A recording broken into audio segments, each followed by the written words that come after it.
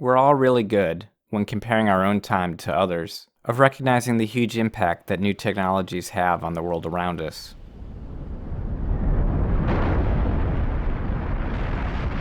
But at the same time, we often underestimate the impact of new technologies on our inner worlds, on our minds and how we think. Today we're going to look at 4 ancient technologies that changed the way we think: maps, accounting, writing, and money. This is the butterfly's wing, where we look at seemingly small things with unexpectedly large impacts. It's impossible to know when the first map was created. Perhaps some simple set of lines drawn in the dirt with a stick or a finger, maybe not even the finger of a Homo sapien. Eventually maps were carved or painted onto bone, rock, clay, and other materials. Some of the earliest may not have been of the earth, but of the stars.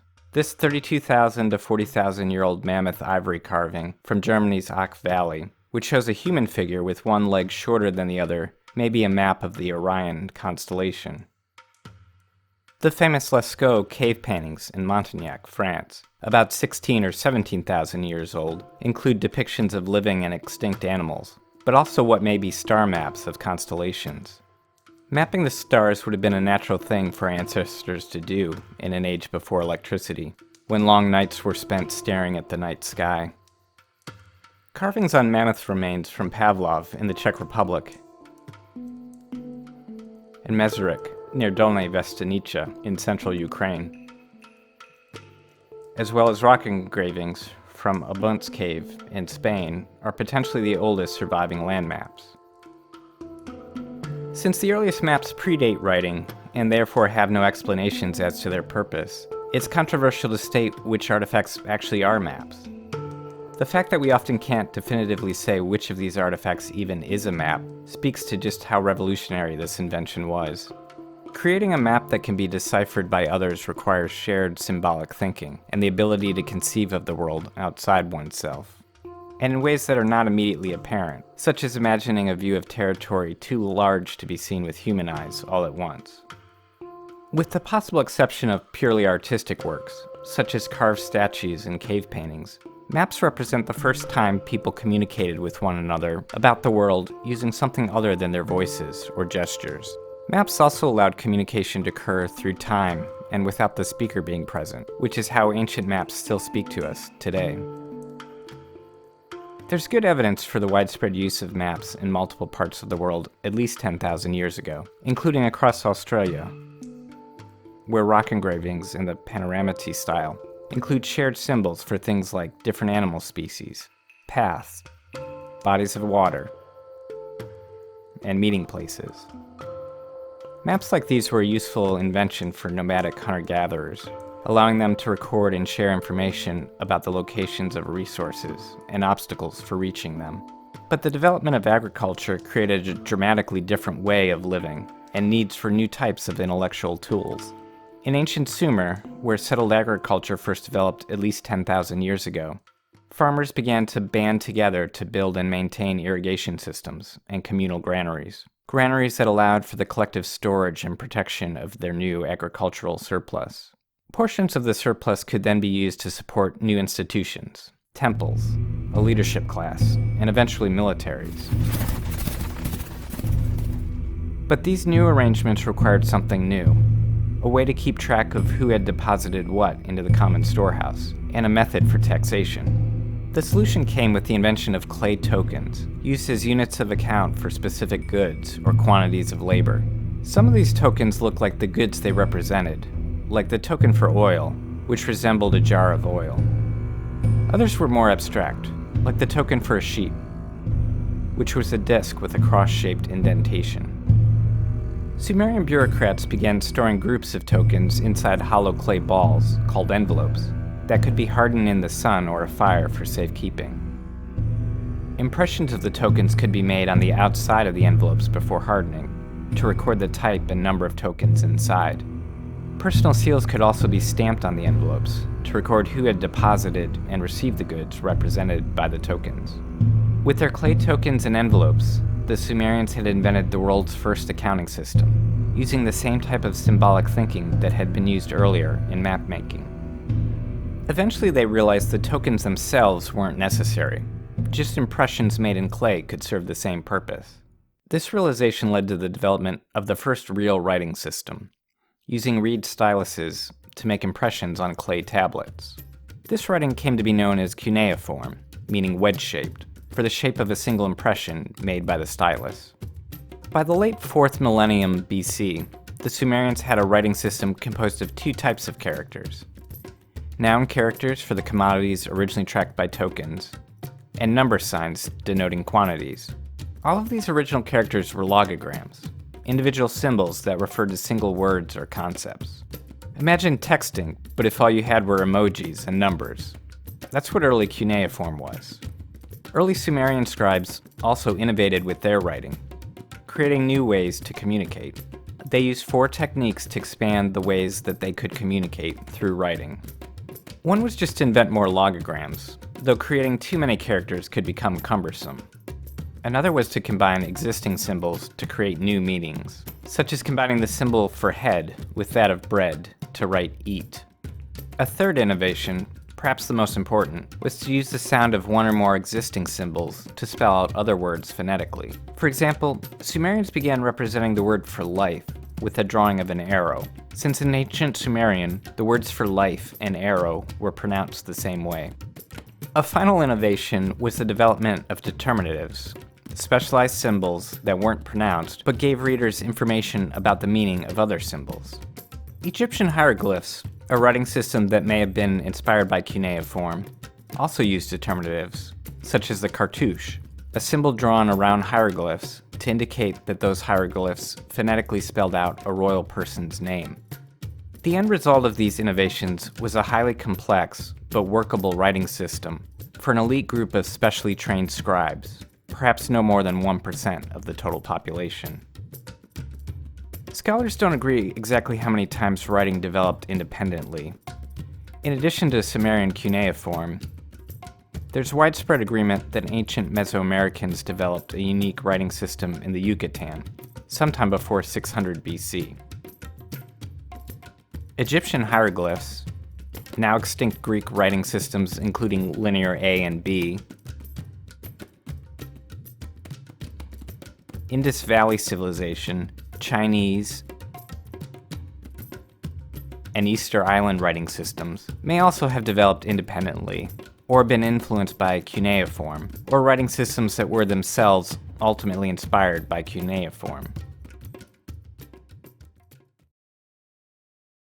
It's been assumed that societies rely on barter until they develop money as a medium of exchange, usually in the form of metal coins, and it's natural for us to assume this was the case for Bronze Age people. It's also natural for us to look at the Sumerians' clay tokens and think they might have served as one of the first forms of cash money. Perhaps the tokens served as bearer instruments that could be handed in to temple or palace officials to receive the goods they represented, much like US dollars could once be exchanged for a set amount of gold and therefore circulated in the marketplace based on that value. But the anthropologist David Graeber, as well as the evidence, call this idea into question. Many of the tokens found by archaeologists come from trash heaps, indicating they had no market value for the Sumerians. They were just tools for recording information that could be discarded once they were no longer needed. Tokens were an accounting tool, but they were not money. That's not to say Bronze Age Sumerians didn't, to some extent, use precious metal as a form of money. They instituted the shekel, a set weight of silver that was equal to a set quantity of barley, their main agricultural product. In this way, it became possible to value all revenue, expenses, and debts in units of silver. But while all aspects of the Sumerian economy could, in theory, be valued in terms of silver, silver itself rarely circulated, usually only for very large transactions. Dowries, international trade transactions, as collateral for loans, and as a unit of account for bureaucrats, who used it to keep track of transactions between departments. Even then, the silver used tended to be unworked. Coins came much later. Ancient Sumerians, and indeed all pre-monetary human societies, instead primarily relied on forms of credit as a principal medium of exchange.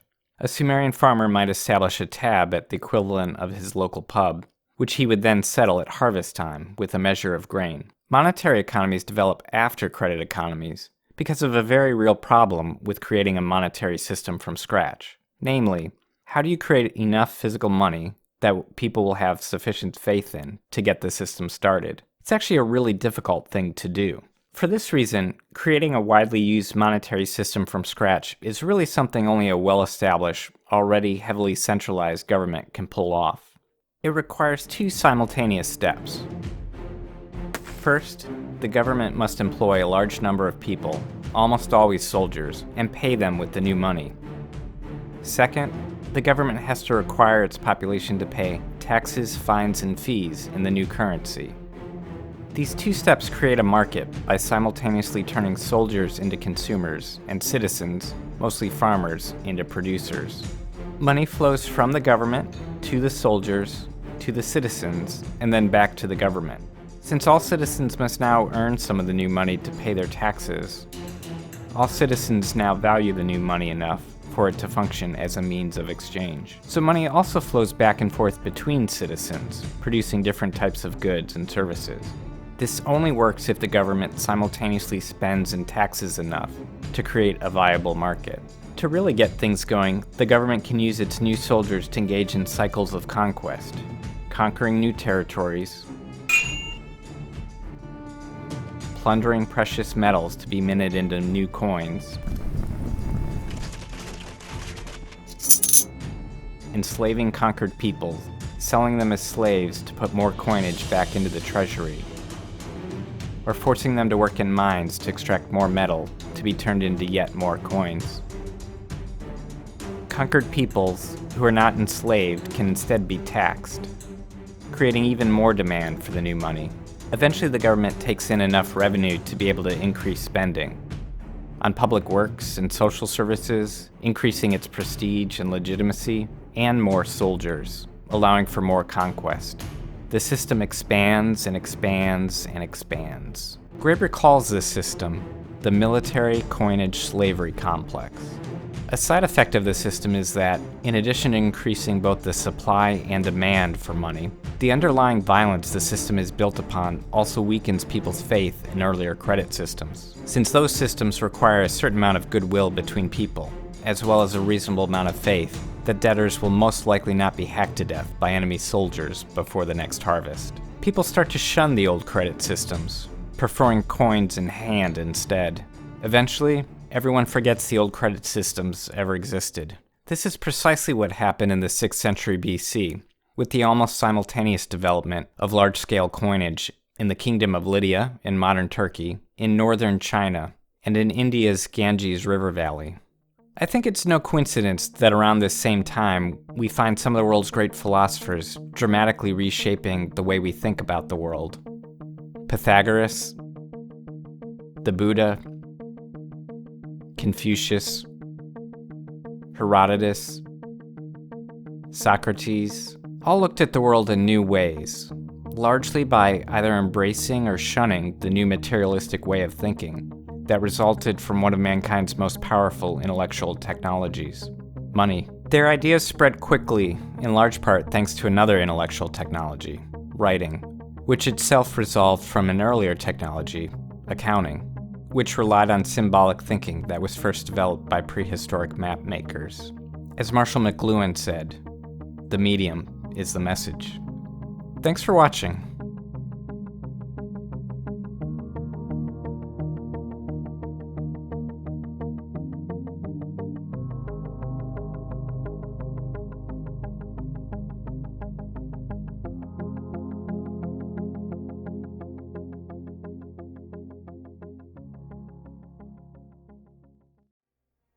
Goya's painting can be read chronologically from right to left, with those waiting to be executed on the right, those a trigger pull away from death farther to the left, and those who are already lost on the far left. Whereas David wants us to look down on the figures opposite his soldiers, Goya means for us to sympathize with his, and it's hard not to. It's important to remember that between 3 and 7 million people died during the Napoleonic Wars.